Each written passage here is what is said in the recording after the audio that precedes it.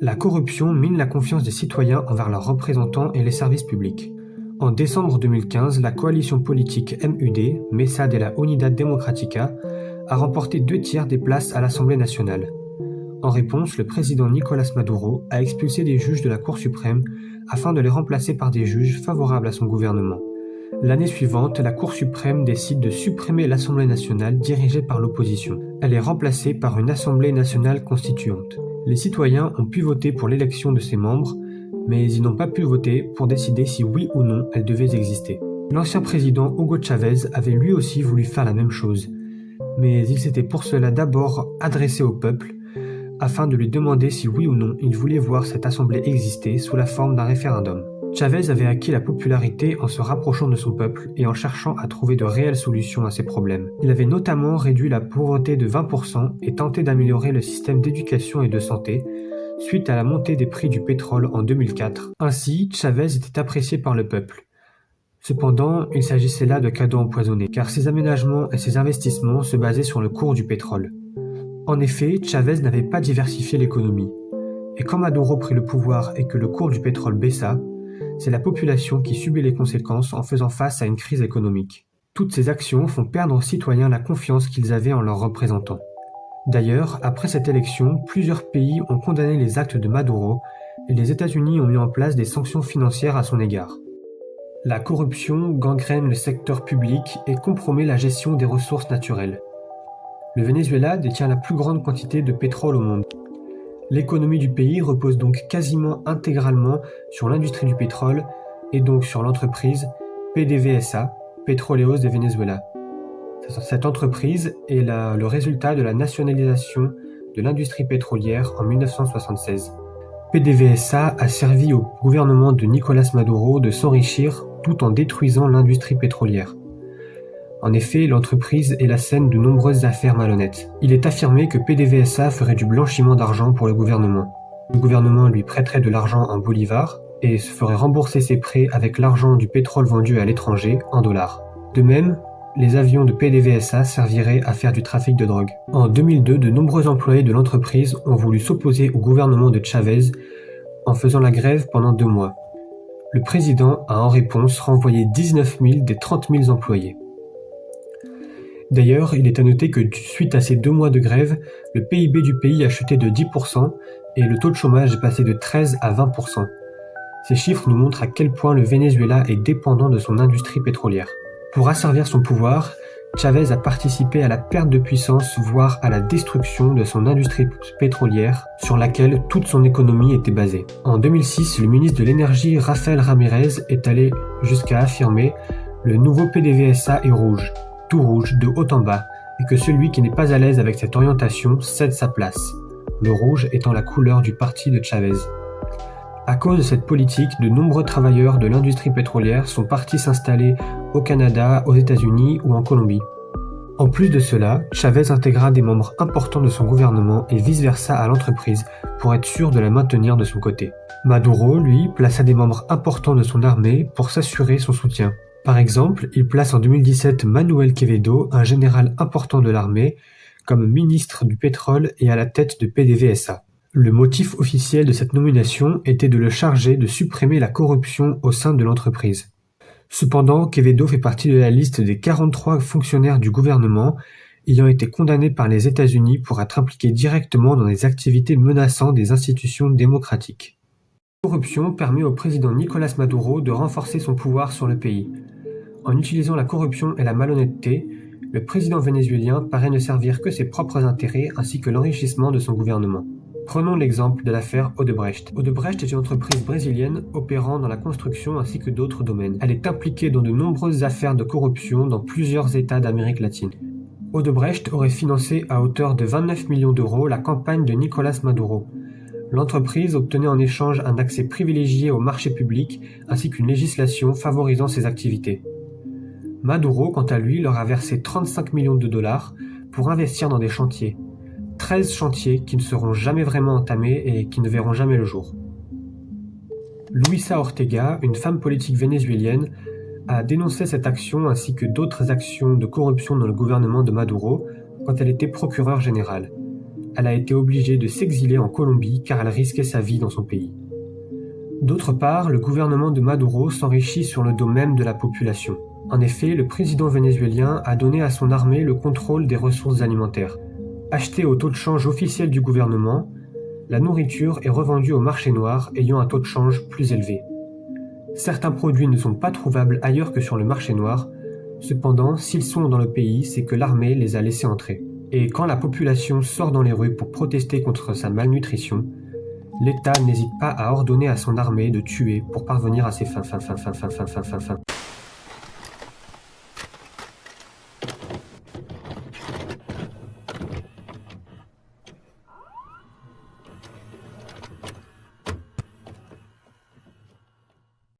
La Déclaration des droits de l'homme de 1789 ne s'est pas trompée en proclamant dès son préambule que l'ignorance, l'oubli ou le mépris des droits de l'homme sont la seule cause des malheurs publics et de la corruption dans les gouvernements.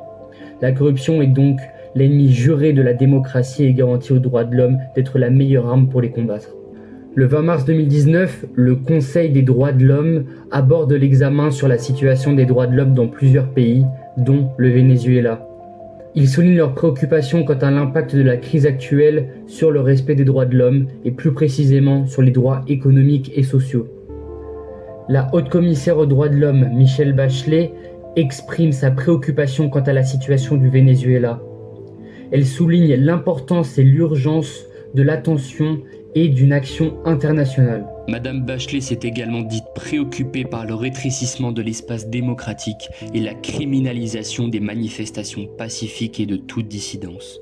Le Haut-Commissariat a documenté de nombreuses violations des droits de l'homme par les forces de sécurité et des groupes armés pro-gouvernementaux, notamment un usage excessif de la force, des meurtres, des détentions arbitraires, des tortures et des mauvais traitements en détention. Le Haut-Commissariat a aussi poursuivi ses enquêtes sur des possibles exécutions extrajudiciaires par les forces de sécurité. Les forces d'action spéciales FAES auraient tué au moins 205 personnes en 2018, auxquelles il faut en ajouter 37 en janvier 2019 à Caracas.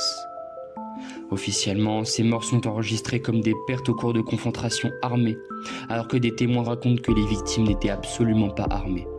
La plupart d'entre elles vivaient dans des quartiers pauvres et avaient participé à des manifestations anti-gouvernementales.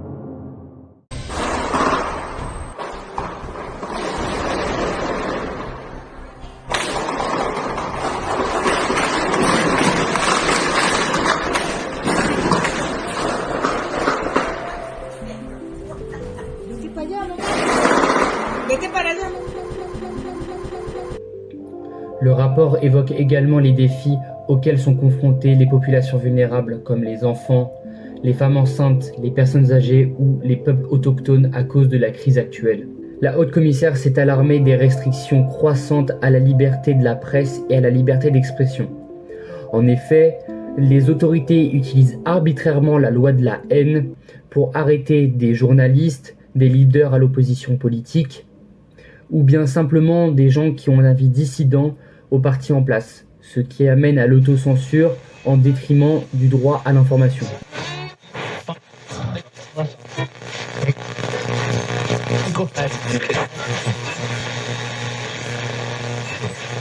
La corruption en sapant l'intégrité du processus électoral remet en question la validité des élections au Venezuela, compromettant ainsi la légitimité du régime en place. Dans un système démocratique, les élections sont le moyen principal par lequel les citoyens expriment leur volonté et choisissent leurs représentants. Cependant, lorsque la corruption influence le processus, électorale, elle porte atteinte à la sincérité du vote et à la représentativité du gouvernement élu. Des pratiques telles que l'achat de vote, la manipulation des listes électorales et d'autres formes de fraude électorale sont autant de manifestations de la corruption qui érodent la confiance des citoyens dans le système démocratique. Cette remise en cause de la légitimité électorale peut conduire à des contestations populaires et des tensions au sein de la société, compromettant ainsi la stabilité du régime. La corruption provoque des contestations et des divisions au sein de la société. La pervasivité de la corruption au Venezuela a des répercussions directes sur la cohésion sociale. Les citoyens confrontés à des injustices économiques résultant de la malversation des fonds publics peuvent être incités à contester ouvertement le régime en place. Les mouvements sociaux et les manifestations peuvent émerger en réponse à la frustration croissante liée à la corruption, créant ainsi des divisions au sein de la société. Les groupes sociaux marginalisés, privés des avantages des ressources publiques détournées, peuvent se mobiliser contre les élites corrompues. Par conséquent, la corruption agit comme un catalyseur de la discorde sociale, générant des tensions et des rivalités qui fragilisent davantage la stabilité politique. Prenons l'exemple des ressources pétrolières, une source majeure de revenus pour le pays. Lorsque les fonctionnaires corrompus détournent une partie importante de ces fonds au détriment du bien-être de la population, cela crée une disparité économique. Une partie de la société se retrouve privée des avantages économiques, tandis que d'autres, souvent proches du pouvoir, bénéficient indûment de cette richesse. Cette inégalité économique génère des tensions sociales et alimente des mouvements de contestation, car les citoyens se mobilisent pour réclamer une répartition plus équitable des ressources.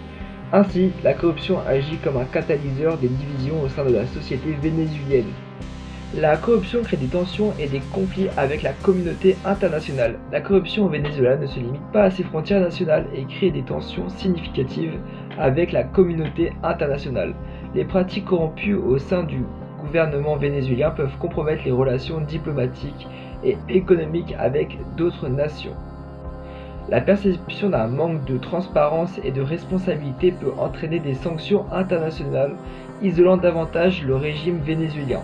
Les conflits résultant de la corruption peuvent également émerger dans le contexte d'organisations internationales, compromettant la réputation du Venezuela sur la scène mondiale. Ainsi, la corruption crée des barrières à la coopération internationale et peut aggraver l'isolement du pays, compromettant la stabilité et la légitimité du régime sur la scène internationale. Bonjour, je m'appelle Lyselle, je suis vénézuélienne et je suis en France depuis l'année 2005. Heureusement pour moi, je ne forme pas partie des Vénézuéliens qui sont arrivés en France à cause de la crise gouvernementale qui traverse le Venezuela. Particulièrement, moi, mon cas, c'est vie familiale. Mais malheureusement et tristement, beaucoup de Vénézuéliens, des familles vénézuéliennes, ils sont arrivés en France pendant ces 10 dernières années à cause de la situation qu'il y a au Venezuela. L'inflation a été tellement haute, les prix de la nourriture a explosé tellement que c'était impossible pour beaucoup de familles vénézuéliennes de pouvoir se nourrir, de pouvoir manger. Aujourd'hui, maintenant, dans le 2023, on arrive à trouver de la nourriture dans les magasins. Ce n'était pas le cas il y a quelques années. Pendant beaucoup des années, il n'y avait pas de la nourriture dans les magasins, il n'y avait pas les médicaments. Et ce qu'il y avait, c'était rare et c'était très très cher. Aujourd'hui, il y a de la nourriture, on trouve les médicaments dans les magasins, mais ça reste à des prix pas abordables encore pour beaucoup des familles vénézuéliennes aujourd'hui. Et le gouvernement a proposé des pâtes et beaucoup de familles se trouvent dans leur situation de que ils sont pas à manger. On voyait beaucoup les enfants chercher dans les poubelles, des familles chercher dans les poubelles la nourriture. On voyait beaucoup de gens mourir de faim. Pareil à cause des maladies, à cause de ne pas avoir les médicaments. Si les gens devaient se faire opérer ou devaient aller à l'hôpital, les mêmes personnes devaient amener les médicaments nécessaires pour pouvoir se soigner, car dans l'hôpital, il n'y a pas ce qu'ils ont besoin pour pouvoir être soignés ou guéris.